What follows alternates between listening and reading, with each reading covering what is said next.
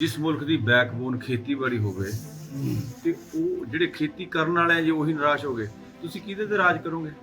ਆਸਥਾ ਦੇ ਹਿਸਾਬ ਨਾਲ ਚੱਲੀਏ ਤਾਂ ਸਿੱਖੀਜ਼ਮ ਜਾਂ ਗੁਰੂ ਘਰਾਂ ਦਾ ਜਿਹੜਾ ਯੋਗਦਾਨ ਹੈ ਇਹ ਬਹੁਤ ਵੱਡਾ ਹੈ ਔਰ ਲੰਗਰ ਕਿੰਨਾ ਮਿਲਿਆ ਲੋਕਾਂ ਨੂੰ। ਕਰੋਨਾ 'ਚ ਸਰਕਾਰ ਫੇਲ ਹੋ ਗਈ ਤੇ ਪੰਜਾਬੀ ਪਾਸ ਹੋ ਗਏ। ਤੇ ਕਿਰਦਾਰ ਦੀ ਬੁਲੰਦੀ ਨਹੀਂ ਛੱਡਣੀ, ਮੈਂ ਤੁਹਾਨੂੰ ਹਰ ਵਾਰੀ ਸਮਝਾਉਣਾ। ਇਹ ਜੇ ਇੰਨੀਆਂ ਗੱਲਾਂ ਤੇ ਉਲਝਣ ਲੱਗ ਗਏ, ਉਹ ਕੀ ਕਹਿੰਦਾ ਉਹ ਕੀ ਕਹਿੰਦੀ, ਜੋ ਕਹਿੰਦਾ ਕਹੀ ਜਾਵੇ। ਮੈਂ ਤੁਹਾਨੂੰ ਸਵਾਦ ਇਹ ਨਹੀਂ ਕਿ ਨਫ਼ਰਤ ਕਰਨ ਵਾਲੇ ਨੂੰ ਗਾਲਾਂ ਕੱਢ ਦਿੰਦਾ, ਸਵਾਦ ਇਹ ਹੈ ਕਿ ਨਫ਼ਰਤ ਕਰਨ ਵਾਲਾ ਹੌਲੀ ਹੌਲੀ ਪਿਆਰ 'ਚ ਤਬਦੀਲ ਕਰਦਾ। ਉਹ ਜਦੋਂ ਚੰਗੇ ਕੰਮ ਲਈ ਇਕੱਲਾ ਹੀ ਬੰਦਾ ਨਿਕਲਦਾ ਫਿਰ ਦੁਨੀਆ ਮਗਰ ਆਉਂਦੀ। ਪਰ ਇਸ ਕੰਮ ਲਈ ਤਾਂ ਸਾਰਾ ਪੰਜਾਬ ਹੀ ਨਿਕਲਿਆ ਆਇਆ ਸੀ ਤੇ ਇਹਨੇ ਤਾਂ ਹੋਣਾ ਹੀ ਸੀ ਯਾਰ। 92 'ਚ ਦੌਰ ਚੱਲਿਆ, ਉਹ ਕਿਹਨੇ ਸਿਸਟਮ ਨੇ ਮੁੰਡਿਆਂ ਦੇ ਹੱਥਾਂ 'ਚ ਵੈਪਨ ਫੜਾਏ ਨਾ, ਮੁੰਡਿਆਂ ਦਾ ਜੀ ਕਰਦਾ ਸੀ ਕਰੋ।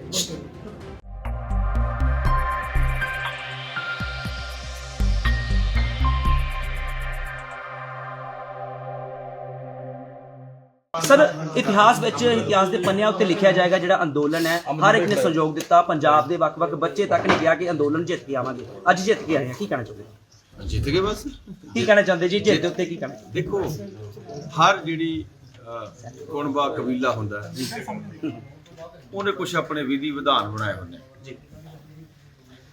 ਜਿਹੜੇ ਪੰਜਾਬੀ ਲੋਕ ਹੈ ਜਦੋਂ ਤੋਂ ਬਾਬਾ ਗੁਰੂ ਨਾਨਕ ਸਾਹਿਬ ਨੂੰ ਨਤਮਸਤਕ ਹੋਣ ਲੱਗਿਆ ਉਦੋਂ ਤੋਂ ਇੱਕ ਰਵਾਇਤ ਬਣ ਗਈ ਕਿ ਜਿੱਤਣਾ ਤੁਸੀਂ ਪੂਰੀ ਮਿਹਨਤ ਨਾਲ, ਪਰ ਜਿਹੜਾ ਉਹਦਾ ਸਾਰਾ ਜਿਹੜਾ ਸਿਲਾ ਕਹਿ ਦੀਏ ਜਾਂ ਉਹ ਜਿੱਤ ਦਾ ਸਿਹਰਾ ਉਹ ਫਿਰ ਬਾਬੇ ਦੇ ਦਰ ਤੇ ਆ ਕੇ ਮੱਥਾ ਟੇਕ ਦੇਣਾ ਬਸ। ਇਹ ਸਿਹਰਾ ਤਾਂ ਫਿਰ ਬਾਬਿਆਂ ਨੂੰ ਜਾਂਦਾ ਜਿਨ੍ਹਾਂ ਨੇ ਇਹ ਰਾਹ ਦਿਖਾਏ। ਜਦੋਂ ਅੰਦੋਲਨ ਆਰੰਭ ਹੋਇਆ ਡਾਂਗਾ ਵੜੀਆਂ ਸੀ, ਸੋਚਿਆ ਸੀ ਫੁੱਲਾਂ ਦੀ ਵਰਖਾ ਸਵਾਗਤ ਹੋਊਗਾ। 200% ਸਰ ਤੁਸੀਂ ਇੱਕ ਚੀਜ਼ ਸੋਚੋ, ਜਿਸ ਮੁਲਕ ਦੀ ਬੈਕਬੋਨ ਖੇਤੀਬਾੜੀ ਹੋਵੇ ਤੇ ਉਹ ਜਿਹੜੇ ਖੇਤੀ ਕਰਨ ਵਾਲੇ ਆ ਜੇ ਉਹੀ ਨਿਰਾਸ਼ ਹੋ ਗਏ ਤੁਸੀਂ ਕਿਹਦੇ ਤੇ ਰਾਜ ਕਰੋਗੇ।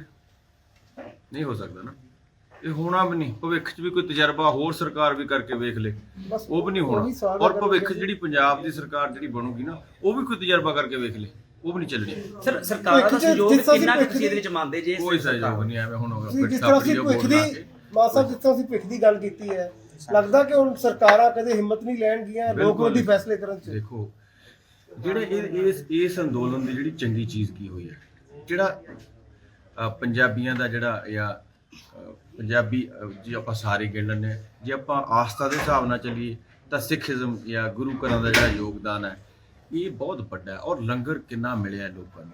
ਕਰੋਨਾ 'ਚ ਸਰਕਾਰ ਫੇਲ ਹੋ ਗਈ ਤੇ ਪੰਜਾਬੀ ਪਾਸ ਹੋ ਗਏ। ਇੱਕ ਭਾਈਚਾਰਕ ਸਾਂਝ ਦੀ ਜਿਹੜੀ ਤੰਦਾਂ ਮਜ਼ਬੂਤ ਹੋਈਆਂ ਵੱਖ-ਵੱਖ ਰਾਜਾਂ ਦੇ ਕਿਸਾਨਾਂ 'ਚ। ਇਹੀ ਤਾਂ ਬਾਬਾ ਸਾਹਿਬ ਦਾ ਇਹੀ ਤਾਂ ਉਪਦੇਸ਼ ਸੀ, ਬਾਬਾ ਗੁਰੂ ਨਾਨਕ ਸਾਹਿਬ ਦਾ। ਸ਼ਾਂਤੀ ਨਾਲ ਸਵਾਲ ਜਵਾਬ ਕਰਨੇ ਆ।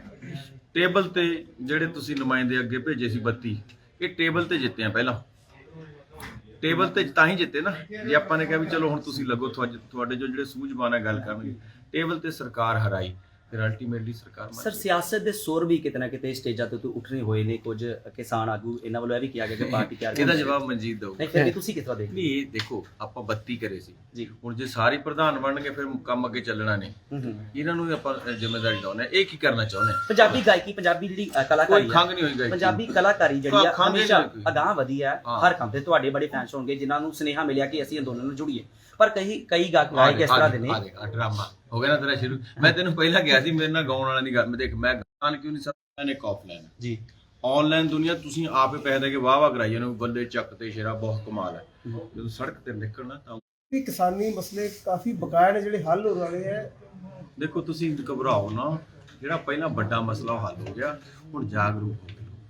ਹੁਣ ਜਿਹੜੇ ਆਪਾਂ ਜਥੇਬੰਦੀਆਂ ਕਰਾਂਗੇ 32 ਤੋਂ ਘਟਣ, ਔਰ ਜਦੋਂ ਹੋਰ ਇਕੱਠੇ ਹੋ ਗਏ ਹੁਣ ਲੋਕ ਜਾਗਰੂਕ ਹੋ ਗਏ, ਹੁਣ ਮੁੱਦੇ ਉਹਨਾਂ ਦੇ ਮੂੰਹ 'ਚ ਪੈ ਜਾਣੇ ਆ।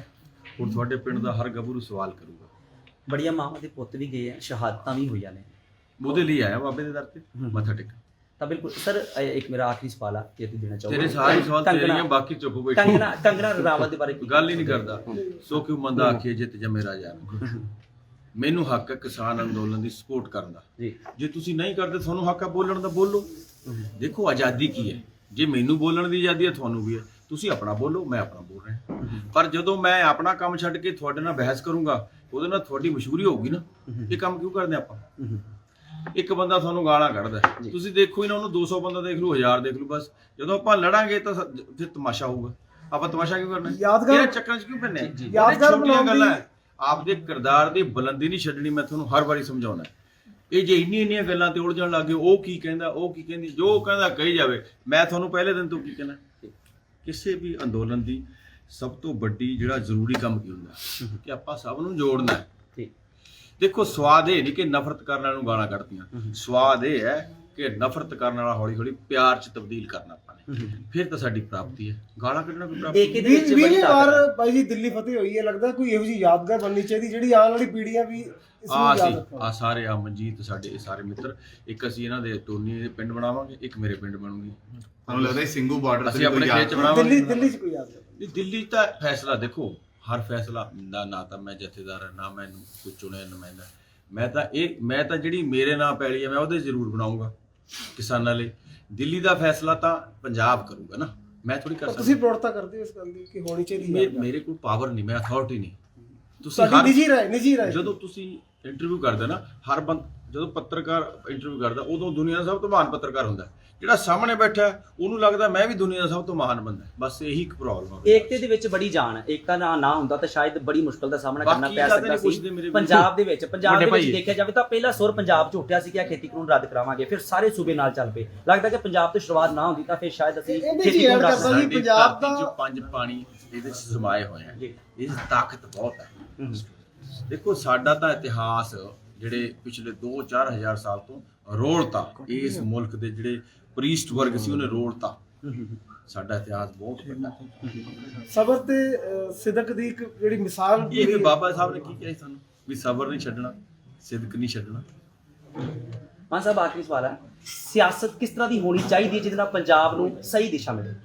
ਕਿਉਂਕਿ ਸਿਆਸਤਦਾਨ ਅੱਜ ਚੰਗੇ ਨਹੀਂ ਹੈ, ਸਿਆਸਤਦਾਨ ਖਾ ਰਹੇ ਨੇ। ਇਹ ਵਿਗੜਿਆ ਬੰਦਾ ਪੂਰਾ।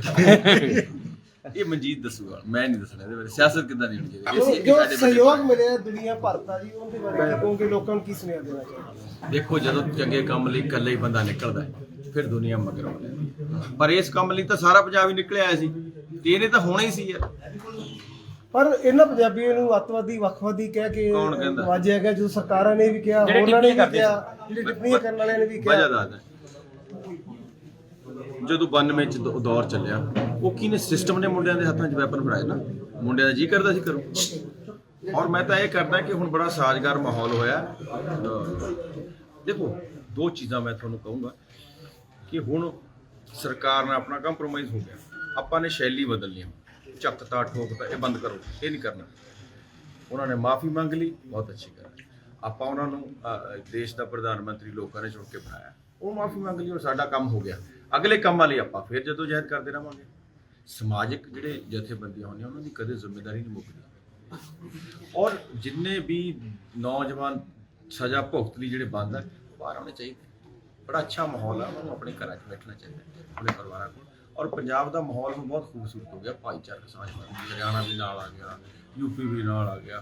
ਹੁਣ ਤਾਂ ਕਿਸਾਨ ਹੀ ਕਿਸਾਨ ਆ ਬਸ। ਹੁਣ ਤੁਹਾਡਾ ਬੱਚਾ ਨਾ ਕਿਸਾਨ ਕਹਾਉਣ 'ਚ ਫਖਰ ਮਹਿਸੂਸ ਕਰੂਗਾ।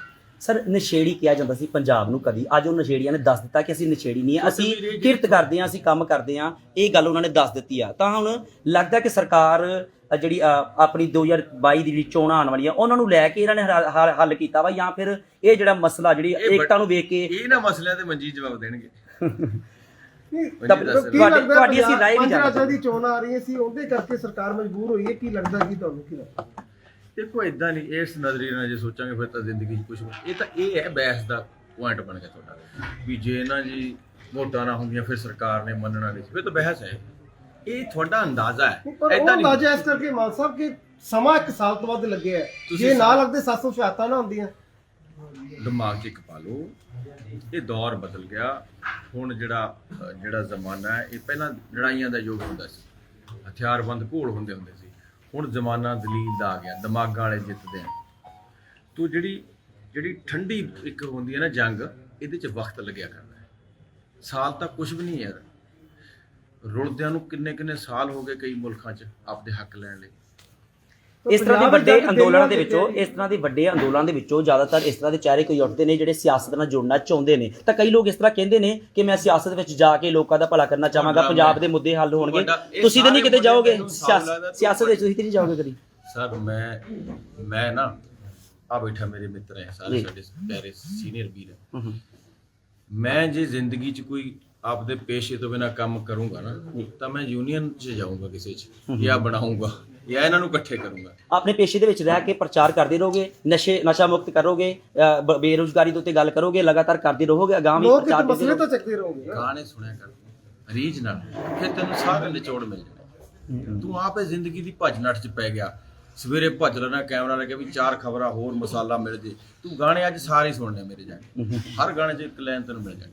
ਬਿਲਕੁਲ ਤਾਂ ਬਿਲਕੁਲ ਠੀਕ ਹੈ। ਸੁਨੇਹਾ ਜੀ ਪੰਜਾਬੀਆਂ ਨੂੰ, ਦੁਨੀਆ ਭਰ 'ਚ ਵੈਸੇ ਅੱਜ ਪੰਜਾਬੀ ਜਥੇਬੰਦੀ ਦਾ ਹੱਕ ਹੈ, ਇਹ ਦੇਣਗੇ ਸੁਨੇਹਾ।